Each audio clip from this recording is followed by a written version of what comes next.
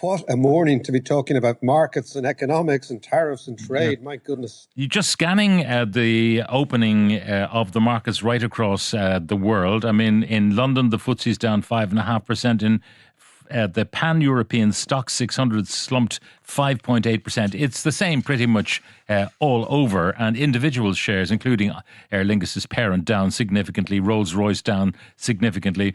But it's a bloodbath for every investor. It's a bloodbath. What you're seeing, Pat, is the extinction of liquidity. So if you know when people talk about confidence in economics and what people are confident, well, the financial equivalent of confidence is liquidity. And that's what makes markets buzz. It's excess money knocking around the place. And because money is created by private banks, those private banks have to be confident about the future.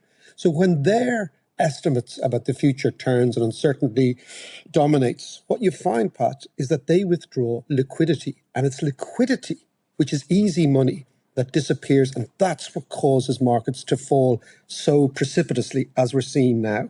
And in the past, Pat, you'll remember in 2008, 2009, there was a feeling that central banks will come in and add liquidity after the crash.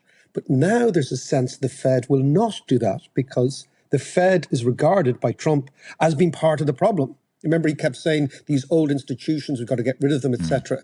So I think it's not just a combination of the tariffs, perceptions of increases in prices, etc., disruption to trade. I think there's something also going on in terms of the dynamics of the financial market and the exit strategy, or let's just say the buyer of last resort, which used to be the central banks. There's a perception that that will not happen. So as a result of that, what you're getting is a Black Monday scenario.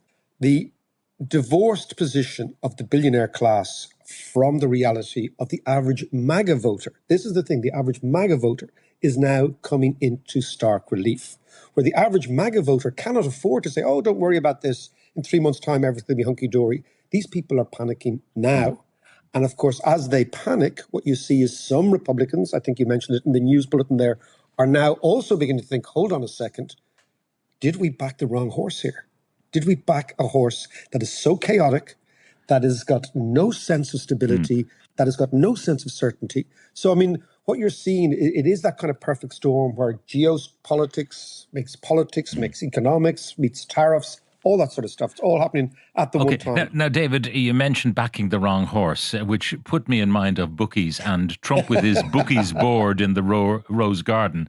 Quite a bizarre thing. And he had all these numbers written down and how we're being ripped off by this country, so we're going to be kind and only rip them off by half of what they're ripping us off for. Now, you've looked at the calculation and how they did it.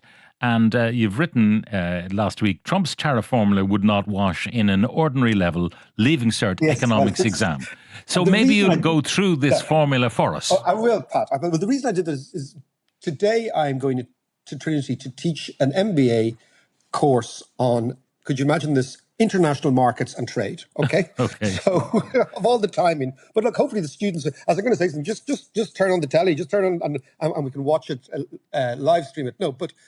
So I looked at this and I looked at the 39% and I thought, okay, well, where does that come from? And lots of people were saying, oh, it's an estimation of what tariffs would be if we'd put together all the non-tariff barriers and all the regulations you have and the VAT in Europe and all that sort of stuff. And I thought, okay, well, that's fair enough. And then what I saw was, if you actually look at the numbers, there is a formula underneath this. Okay. And the formula comes out of nowhere. And I'll just give it to you. Pat. This is how they arrived at the figure, right? So let's say they arrived at the figure for 39%. Now, where does that figure come from? The formula is, and again, I do think it's a ChatGPT thing because I've never seen it in an economics textbook, right? They are taking the trade surplus or deficit the European Union has with the United States. So just give you the figures, right? The US exports $370 billion to the European Union, but it imports $605 billion. That leaves a trade deficit of $235 billion. Now, if you divide that $235 billion by the $605 billion, which is our exports to the US, you come up with a magic figure of 0.39. Okay. That's where 39%. It's entirely made up. Now, what it does for Ireland is interesting. Had we been isolated, for example, like Britain, and not been in the EU, because our trade deficit, our surplus with the Americas is so much bigger than the European average, we would have had a figure that would have dropped out of this formula of 68%, which would have led to tariffs of 35% on all Irish goods rather than the 20%. So we should be counting our blessings that we're in the European Union, because on average, our trade exposure to America is much, much higher. Now, but the thing for you, Pat, to get your head around is the other thing, which is why the penguins, right? This is the ChatGPT. So I think this was a figure which was done by AI, right? Number one, right? Because there's no economist will stand over it. No economist I know will stand over it. Number two, why then did certain islands with penguins get tariffed? And why, for example, was Gibraltar not included in the UK or Réunion, the French island, not included in France? The reason is, I believe that they didn't use the UN list of countries to put tariffs on, but they used internet portals, i.e. the internet domain of a country. So .ie means you're Ireland, .co.uk means you're the UK. So I think they tariffed using a bizarre formula, and they stuck tariffs on countries not by looking at the UN table of countries, but they put it into a little algorithm which used internet domains, which is why countries that have no people but have an internet domain got tariffed. So that's how bizarre it is. That is how bizarre it is. Now, you talk about making stuff up, and clearly if they use ChatGPT to do all of this stuff, which would be the lazy way to do it anyway. I was looking at Rachel Maddow on MSNBC over the weekend, and she had an extraordinary story about Peter Navarro, who is the guru behind Trump's tariffs, who, supports him in every way. And he, it appears, Trump came across him as a result of asking Jared Kushner in his first term to find someone who kind of went along with his idea of tariffs and all the rest. So sure enough, he Googled him, came up with Peter Navarro, a very wealthy man. And Peter Navarro had written this book about tariffs in which he quoted a real economic expert called Ron Vera. And again throughout the book, to buttress his arguments, he quoted Ron Vera. I never heard of him. No, you didn't, because he doesn't exist. It's an anagram of Navarro. It's an anagram of Navarro. So this guy creates a fictitious economist to buttress his arguments on tariff, and he's really quoting himself. I mean, you could not make this stuff up, except that they do. Except that they do, and it's always the case that if you want somebody to give you some intellectual cover, you will always find somebody who will do that for you. And Trump has found, as you say, somebody who actually just made up another name, right? And, basically everybody in the Trump administration is going to be contaminated by their association with this guy. That's very, very clear to me. Because when I'm looking at these trade figures, I'm thinking, where did they come up with that? There is no trained economist or trade policy expert who can stand over these things. But the problem is, as you say, the world's most powerful country is now being run by a fellow who makes things up on the hoof. And as you say, jots it down as if he's at the Galway races, at the tote, right? With his little, and then says, in an act of sort of munificence, well, we'll only do half the tariffs. That's what we're dealing with now. So it's no surprise that people who are dealing with money, people who are dealing with investments think, hold on a second, we are being run by a bizarre family whose relationship with the truth is tangential at best. And that is something that terrifies people. Now, the question of whether greed is at the heart of this, because I would suspect, and I've no evidence about this at all, and maybe we'll never know, but I suggested this on Friday, and perhaps it's worth reiterating. Are there those around Trump who knew what was going to happen and who decided to short the market? In other words, to bet against the market?